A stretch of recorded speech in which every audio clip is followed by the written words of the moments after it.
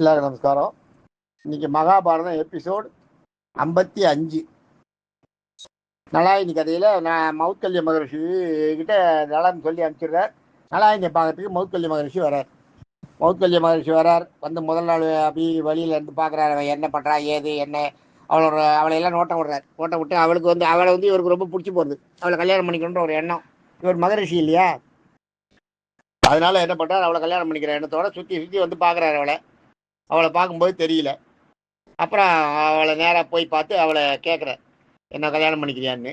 அவள் இல்லை நான் பண்ணிக்கலன்னு சொல்லி அனுப்பிச்சிடுறான். அனுப்பிச்ச உடனே என்ன பண்ணிடுறாரு, இவர் வெளியில் வந்துடுறார்.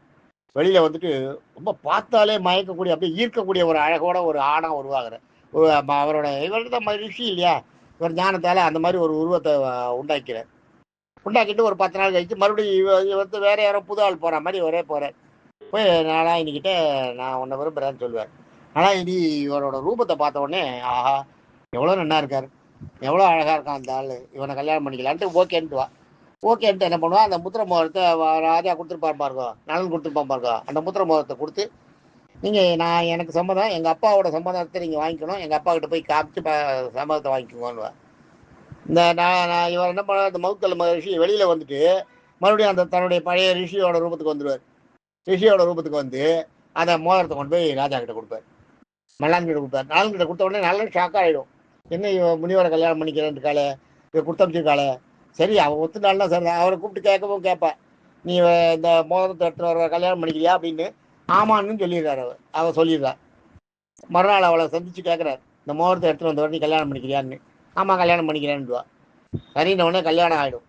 கல்யாணம் ஆகிறதுக்கு முன்னாடி இந்த இவர்கிட்ட வாக்கு கொடுத்துருவா இல்லையா, நான் உங்களை கல்யாணம் பண்ணிக்கிறேன்னு. அதுக்கப்புறம் இவர் என்ன பண்ணுவார், அந்த மௌத்கல்ய ரிஷியோட ரூபத்தை எடுப்பார். ரிஷியோட ரூபத்தை எடுத்துகிட்டு வருவார். வந்தவுடனே இவளுக்கு நலாயினிக்கு ஷாக் ஆகிடும். என்ன இவர் அதிரூப சுந்தரனா நம்மளுக்கு காட்சி கொடுத்தாரு, இப்போ என்னென்ன ரிஷி மாதிரி வராரு, இது என்னன்னு தெரியலையா அப்படின்னு இவளுக்கு இதுவாகும்.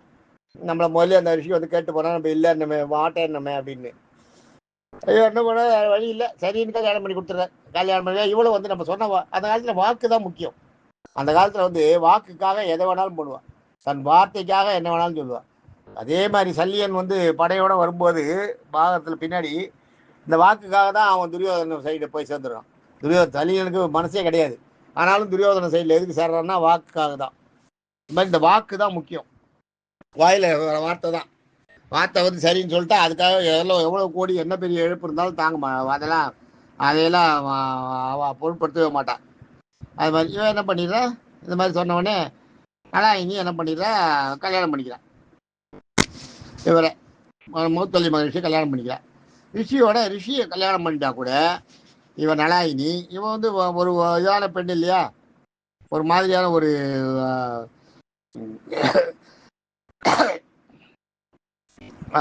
உள்ள அந்த இதை காமிக்கிறார் இல்லையா.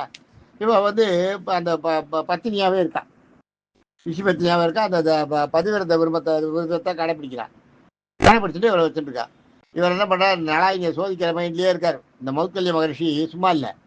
உடனே என்ன பண்ணிடுறாரு, தனக்கு தொழுநோய் வர மாதிரி படிக்கிறார். தொழுநோய் வந்த உடனே உடம்பெல்லாம் அழுகி கொட்டுறது, சதை அழுகி கொட்டிதுன்னா அவன் என்ன நாத்தம் அடிக்கும்.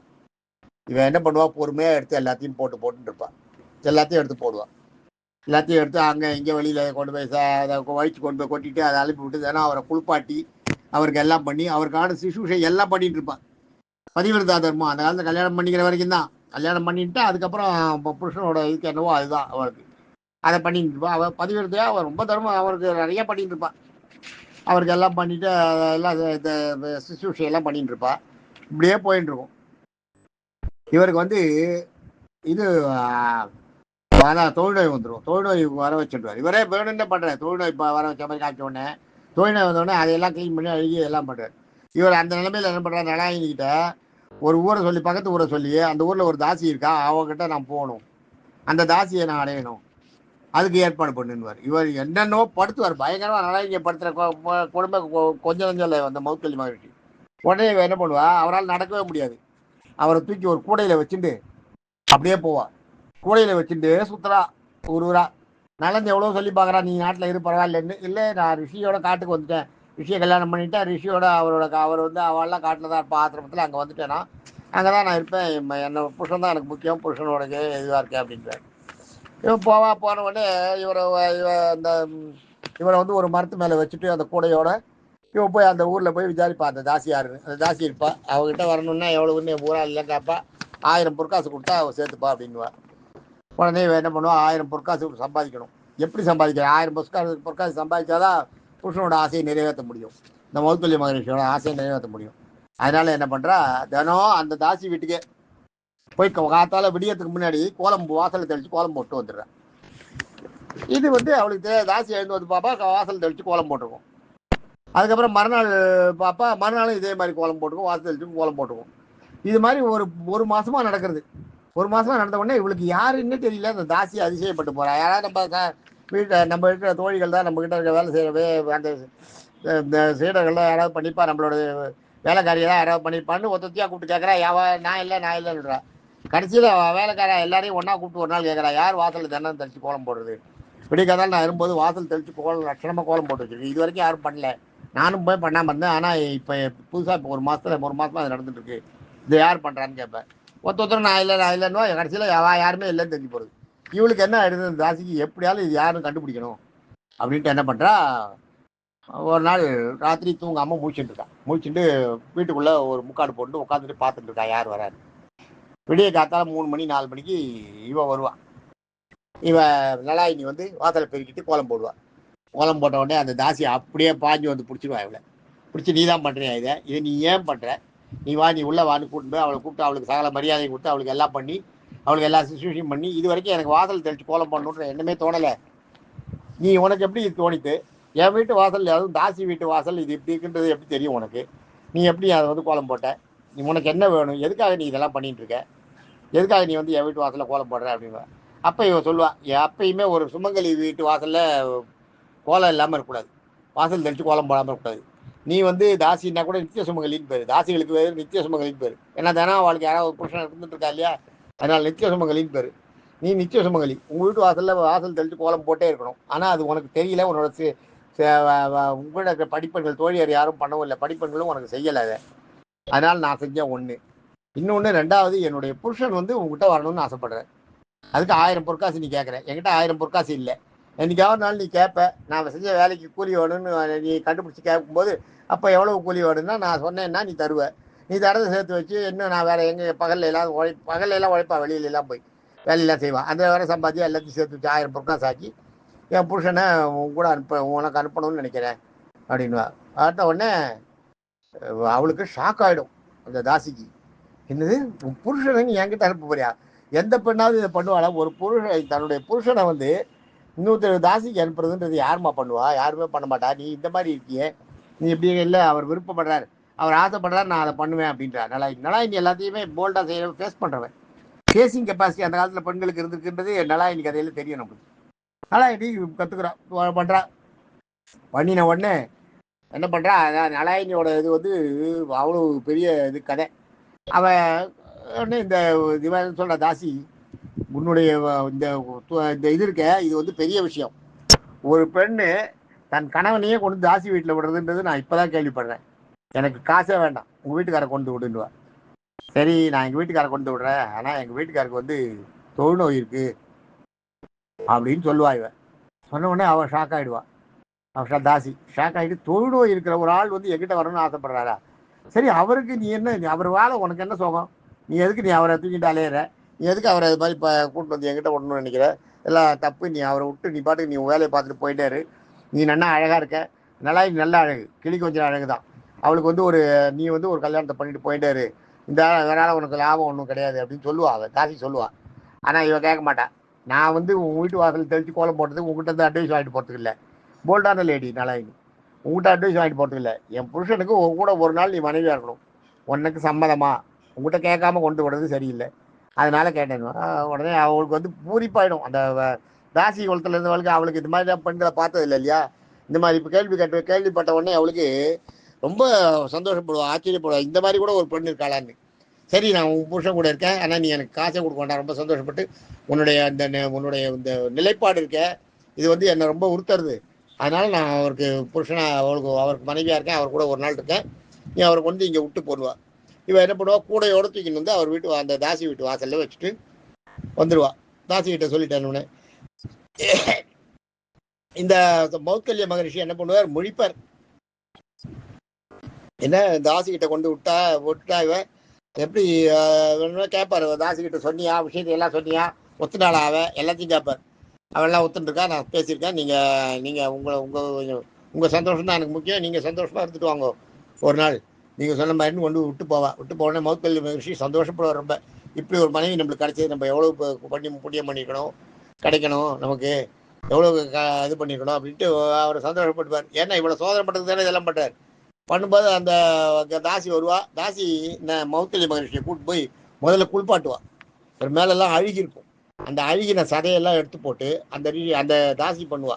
அது யாருக்காக, நலாயினிக்காக பண்ணுவா. அந்த அவரை தொடச்சி நன்னா அவர் மேலே சாம்பிராணி புகையெல்லாம் போட்டு அவர் மேலே கந்தமான வாசனை எல்லாம் வரா மாதிரி பண்ணி எல்லாம் பண்ணி அவருக்கு வந்து அந்த மேலே புணுகு அது மாதிரி ஜவ்வாது அது மாதிரி இதையெல்லாம் மேலே தடவி அவர் ஒரு மனுஷனாக உருவாக்கி அவரை கூட்டு போய் வச்சுப்பா. அவரை கூட்டு வச்சு அவருக்கு சந்தோஷத்தையும் கொடுப்பா. அன்னைக்கு நைட்டு சந்தோஷத்தை கொடுத்துட்டு மறுநாள் அனுப்புவா. மறுநாள் மௌத்கல்ய மகரிஷி வந்துடுவார். வந்த உடனே என்ன பண்ணுவார், இவ எப்படியே வந்துட்டு இருக்கும்போது தூக்கி தோளில் கூடையை வச்சுன்னு வந்துட்டு இருப்பா. வரும்போது என்னன்னா, அங்க மாண்டவியர்னு ஒரு மகரிஷி.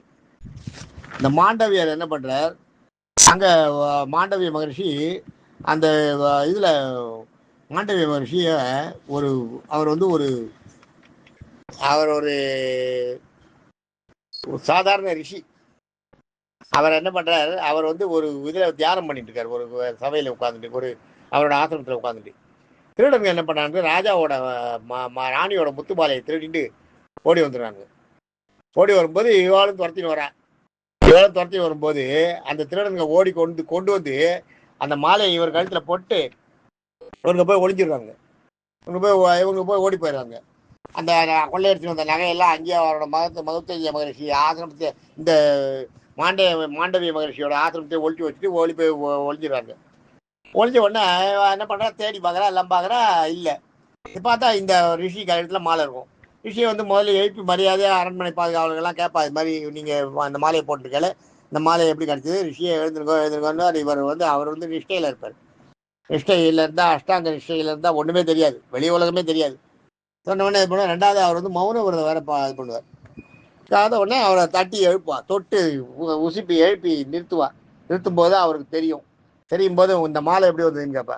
பெசாத இருப்பார். இந்த ரிஷி வேஷம் போடுறாரு, வாயத்தை அந்த பதில் சொல்ல மாட்டார். உடனே தேடுங்க, ஆசிரமத்தை தேடுங்க, எல்லாம் தேடுவா. எல்லாரும் போய் தேடி பார்த்தா அங்கே அந்த திருடங்க கொள்ளையடிச்ச அந்த நகையெல்லாம் ஒரு மூலையில் இருக்கும் அவர் பையில.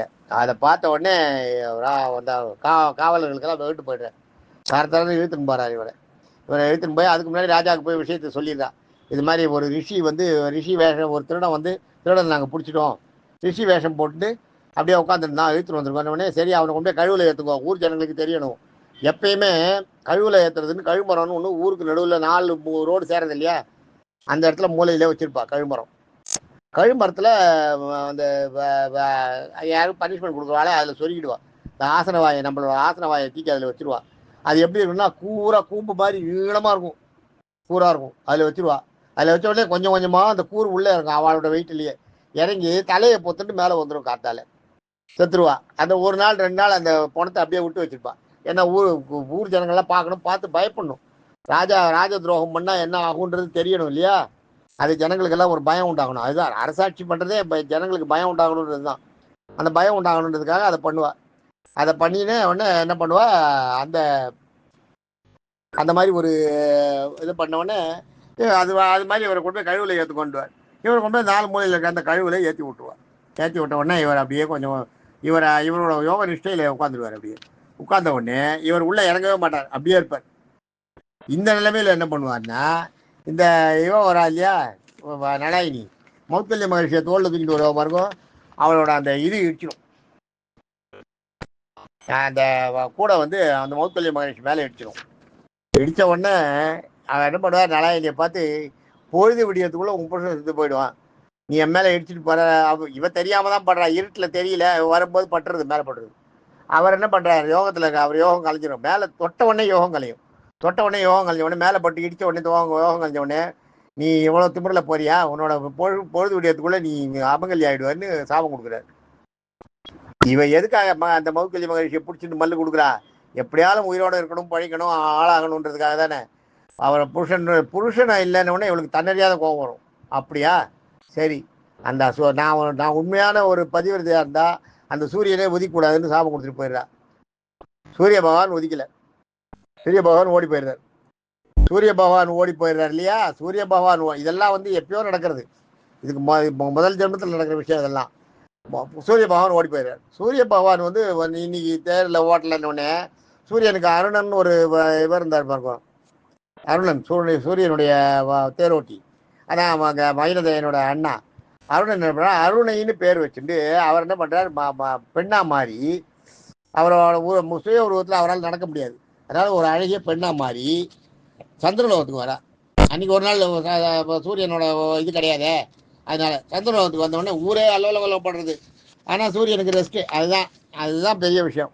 சூரியனுக்கு அன்றைக்கி ஒரு நாள் ரெஸ்ட் கிடைக்கிறது. சூரியன் உதிக்கலை.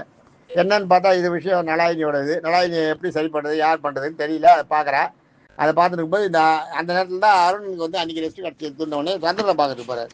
சந்திரன் அவளோட அழகு இருக்கு இல்லையா, அந்த அருணையோட அழகு, அந்த அழகில் மயங்கி அவளுக்கு ஒரு அவன் கூட சேர்ந்து ஒரு குழந்தை கொடுத்துறான். அந்த குழந்தை தான் வாலி. அதுதான் சந்திரவம்சத்தில் வந்தவன் வாலி. அவன் அதே ரூபத்தில் திருப்பி வரான். திருப்பி வரும்போது சூரியன் பார்க்குறேன். சூரிய லோகத்துக்கு வர்றாரு. சூரிய லோகத்துக்கு வரும்போது சூரியன் பார்க்குறான். சூரியன் பார்த்துட்டு, அட இது யார் இவ்வளோ அழகாக இருக்கா அந்த பெண்ணு, அருணன்னு அவனுக்கு தெரியல. இவ்வளோ அழகாக இருக்காளேன்னு அவளை போய் சூரியன் அவளும் அவன் கூட சேர்ந்துடுறாரு. அவன் கூட சேர்ந்த உடனே அதுக்கப்புறம் கொண்டு தான் சுக்ரீவன். அதனால தான் வாலியும் சுக்ரீவன் அண்ணன் தம்பியாக இருந்தால் கூட இவர் சூரிய வம்சம், அவர் சந்திர வம்சம். வாலி சந்திர வம்சம், சுக்ரீவன் சூரிய வம்சம், ராமர் சூரிய வம்சம். ராமர் சூரிய வம்சமாக இருக்கிறதுனால தான் ராமர் சூரிய வம்சம்.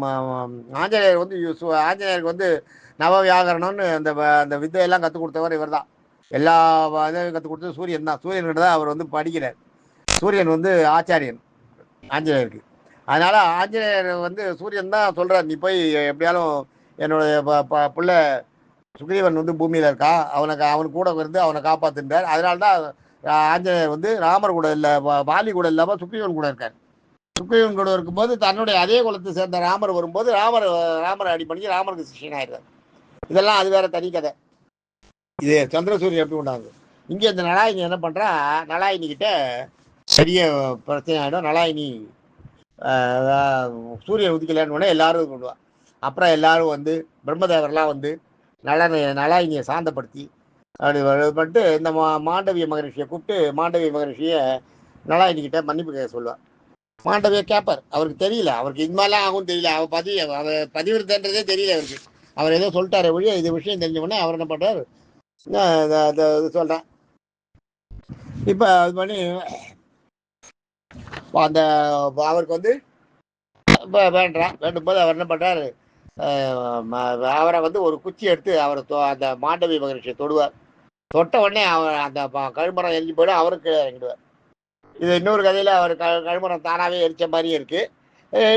எழுந்த பொழுது இறங்கின உடனே அவர் என்ன பண்ணுவார், இப்போ நலாயினி போயிடுற நலாயினியை அவர் மௌக்கல்ய மகரிஷி அப்போ தான் அவர் சுய உருவத்தை காட்டுவார். சுய உருவத்தை காட்டி, நான் வேணும்னு உன்னை பண்ண இவ்வளவும், நீ எல்லாத்தையும் ஜெயிச்சுட்ட, அதனால நீ பலகாலம் நீ வாழணும் அப்படின்னு வாழ்த்திட்டு ரொம்ப நாள் வாழ்ந்துட்டு இருப்பா. அவன் என்ன வாழ்ந்துட்டு இருக்கா. இந்த மாண்டவியர் இருக்காரு, இவர் ரிலீஸ் ஆனவர் என்ன பண்ணுறார், இவருக்கு ஒரு சின்ன சந்தேகம். நம்ம இந்த பிறவில எந்த தப்புமே பண்ணலையே, நம்மளை போய் தப்பு பண்ணோன்னு சொல்கிறாளே இவ இந்த மாதிரி ஒரு தண்டனை நம்மளுக்கு இருக்கு. நேராக யமலோகத்துக்கு போவார்.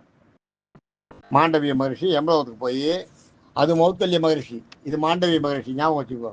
மௌத்கல்ய மகரிஷா நலாயினியோட புருஷன். இவன் மாண்டவிய மகரிஷி. இந்த மாண்டவிய மகரிஷி நேராக யமலோகத்துக்கு போய் யமன்கிட்ட எனக்கு ஏன் இந்த மாதிரி ஒரு தண்டனை கொடுத்தேன்னு கேட்பேன். கேட்கும்போது நலன் என்ன சொல்ல, யமன் என்ன பண்ணுவா, வரவேற்று எல்லாம் உபசரித்து எல்லாம் பண்ணிட்டு, நீ குழந்தையா இருந்தப்ப தும்பியோட வாலில் ஒரு குச்சியை சொருகி, ஒரு ஊசியை சொருகி நீ அதை பறக்க விட்ட, துன்புறுத்தின, அதனால தான் உனக்கு இந்த தண்டனை, இந்த இதில் உட்கார்ற தண்டனை, கோழிமரத்தில் உட்கார்ற தண்டனை உனக்கு கிடச்சிருக்கு அப்படின்வார். உடனே அப்போ என்ன பண்ணுவார், மாண்டவியார் என்ன பண்ணுவார், குழந்தையில் இருக்க பண்ண தப்புக்கு, குழந்தை அறியாத பருவம், குழந்தை பால பருவத்தில் செய்கிற தப்புக்கு நீ தண்டனை கொடுக்குறதே தப்பு, அப்படின்னு யமனோட நீதியையே மாற்றுவார். அப்போதான் யமனே அதை யோசனை பண்ணுவார். பாலனா இருக்கவனுக்கு நம்ம இந்த மாதிரி தப்பு கொடுக்கறது தப்பு தான், இந்த மாதிரி இது கொடுக்கறது தப்பு தான் அப்படின்னு இது பண்ணிட்டு அப்பதான் சாபம் கொடுப்பார். நீ வந்து பூலோகத்தில் போய் நீ மனுஷ பிறவி எடுத்து நீ கொஞ்ச நாள் மனுஷனா இருக்கணும். மனுஷ பிறவி எடுத்து நீ பூலோகத்தில் இருக்க மனுஷா படுற அல்லல்கள்லாம் நீ படணும். பட்டாதான் உனக்கு தெரியும்.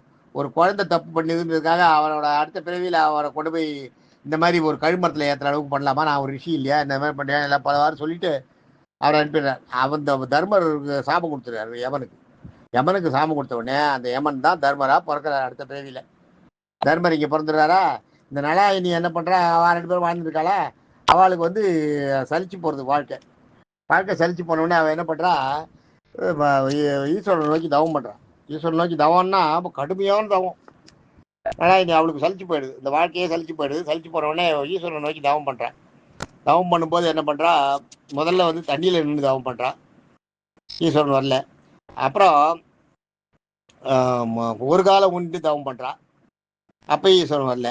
தலைகீழாக நின்று தவம் பண்ணுறா. அப்பயும் ஈஸ்வரன் வரல. அப்புறம் தரையில் கால் படாது அப்படியே ஒரு யோக நிலையில் ஒரு அந்தரத்தில் அந்த ஆகாயத்தில் இருந்து பண்ணுறது. தரையில் கால் படாமல் இருந்து தவம் பண்ணுறா. அப்பயும் வரல. கடைசியில் அக்னியை வளர்த்து அக்னிக்கு நடுவில் நின்று தவம் பண்ணுறான். அக்னி இவரை சுடலை, ஆனால் அக்னி பகவானை இவ சுட்டுறா. இவன் சுட்ட உடனே இவன் அக்னி தீயில் இறங்கினவா அவா மட்டும் இல்லை, பாஞ்சாலி மட்டும் இல்லை, சீதை மட்டும் இல்லை. சீதை இறங்கினா பாஞ்சாலியும், அது பாஞ்சாலி கதை வரும்போது சொல்கிறேன், பாஞ்சாலியும் அக்னியில் இறங்குவான். அது மாதிரி அக்னியில் இறங்குறதுன்றது பதிவதைகளுக்கு ரொம்ப சாதாரணம். இவன் அக்னியில் இறங்கி நீ தவம் பண்ணவுடனே இந்த அக்னி பகவானை இவளுடைய கற்பாகிய தீ சுட்டுடும். சுட்ட உடனே அவர் ஓடி போய் இப்போ ஈஸ்வரன்கிட்ட என்ன காப்பாற்று, இது மாதிரி என்ன நாளாய் நீ சுட்டுட்டே இருக்கா, என்ன காப்பாற்றுன்னுவார். அப்புறம் ஈஸ்வரன் பிரசன்னமாகி உன்னை நான் சோதனை பண்ணேன், நீ 5 நிலையிலேருந்து தவம் பண்ண, என்னை நோக்கி நீ 5 நிலையிலேருந்து தவம் பண்ண, தண்ணியிலேருந்து ஒரு தரம் பண்ண, ஒரு காலை ஊண்டி ஒரு தரம் பண்ண, தலைகீழாக பண்ண, அந்த இடத்துல பண்ண, கடைசியில் அக்னியில் நின்று பண்ண. இந்த 5 விதத்தில் நீ பண்ண தவம் பண்ணதுனால உனக்கு 5 கணவன்மார்கள் அடுத்த ஜென்மத்தில் கிடைப்பா. அந்த 5 கணவன்மார்களோடு நீ ரொம்ப நன்னா இருப்ப. பூலோகத்தில் நீ வந்து இந்த பூலோகம் உருவாகிறதுக்கு நீ தான் காரணமாவ. இந்த பூலோகத்தில் நீ ரொம்ப நாள் நல்லா ஆட்சி செய்வ, கொஞ்சம் கஷ்டப்படுவ. அப்புறம் வந்து இந்த பூலோகம் அழியறதுக்கும் நீ வந்து பெரிய காரணமாக இருப்ப அப்படின்னு அவகிட்ட சொல்லி அவளுடைய விடாப்பிடிக்காக, அவனுடைய பிடிவாதத்துக்காக இந்த தண்டனை, உன்னால் பூமிக்கு வந்து பூமியோட பாரம் குறையும், பூமாதேவியோட பாரத்தை குறைப்ப, நீ உன் கருணையால் பண்ணுவ. இது காரணம் என்னன்னா உனக்கு ஒரு சின்ன தண்டனை தான். சின்ன தண்டனை எதுக்குன்னா நீ வந்து இந்த மாதிரி விடாப்பிடியாக நீ தவம் பண்ணுது அப்படின்னு விடாப்பிடியாக அக்னியில் இறங்கி நீ இவ்வளோ நாள் நான் தவம் பண்ணப்போ நீ ஏதோ ஒரு நிலையிலேருந்து பண்ண வேண்டி தானே. அக்னியில் இறங்கி மேலே மேலே உன்னுடைய தவத்தை கடுமையாக்கின்றது என்ன பண்ணது. அதனால பிரம்மதேவர் ஓடி வந்து எங்கிட்ட கேட்டது, அக்னி பகவான் ஓடி வந்து எங்கிட்ட கேட்டது, எல்லாம் நடந்தது. அக்னி பகவானை நீ சுட்டதுனால உனக்கு வந்து இந்த சின்ன தண்டனைன்றதை சொல்லிடுவேன். சொல்லிட்டு அவளை பிறகு சொல்லுவார். அவள் தான் பின்னாடி துருபத ராஜாவுக்கு பாஞ்சாலியா இதே மாதிரி நீ அக்னியில் தான் பிறப்பேன்னு சொல்லுவார். அக்னியிலேருந்து நீ அயோனிக்கையா உருவாகுவேன்னு சொல்லுவார். இவன் அக்னியில் பிறக்கிறான், பாஞ்சாலியா பிறக்கிறான் அடுத்த ஜென்மத்தில். நலாயினி தான் அடுத்த ஜென்மத்தில் பாஞ்சாலியா பிறக்கிறான். இது வரலாறு. இந்த கதையை சொல்கிறார். இந்த கதையை வந்து அந்த இந்த ரிஷி இருக்கார் இல்லையா, பிரகத்வசுன்ற அந்த ரிஷி வந்து இந்த கதையை தர்மர்கிட்ட சொல்லி இப்படியெல்லாம் இருக்கு, நலன் இப்படியெல்லாம் அவசப்பட்டான், பாஞ்சாலி இப்படியெல்லாம் கஷ்டப்பட்டா, நலாயினி இப்படியெல்லாம் கஷ்டப்பட்டா, நலாயினி இப்போட கஷ்டம்லாம் தீராது, அதெல்லாம் தீர்றது தான் நலாயினி தான் இப்போ உங்களுக்கு பாஞ்சாலியா வந்து பிறந்திருக்கா. இப்போ நீ தர்மருடைய வாழ்க்கையை சொல்லி அவர் தான் இந்த பிறவின்றதை சொல்ல. அதனால நீ வந்து நலன் வந்து இவ்வளவு கஷ்டப்பட்டிருக்கார், அதனால உன் கஷ்டம் பெருசுன்னு நினைக்காத, கஷ்டப்படப்படதான் அந்த சோதனைகளை சாதனையாக்கணும், அதுதான் ஒன்று இப்போ பிறவி எடுத்ததுக்கா லட்சணம், அதை பண்ணு அப்படின்னு சொல்லிட்டு அவரோட கதையை முடிக்கிறார். இது கொஞ்சம் பெருசு பதிவு, நாளைக்கு வேறு பதிவில் பார்ப்போம். தேங்க்யூ.